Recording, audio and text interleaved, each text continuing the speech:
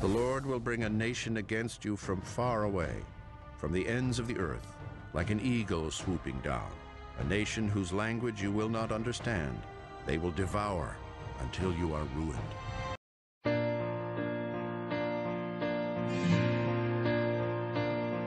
In vuur en bloed vind ek my nou, soos elke boerenkind en vrou. 'n oormag kwyl nou oor ons land, staan gewapen tot die tand. Sy skadu val 'n donker wolk. Waar het jy nog Afrikaans geleer?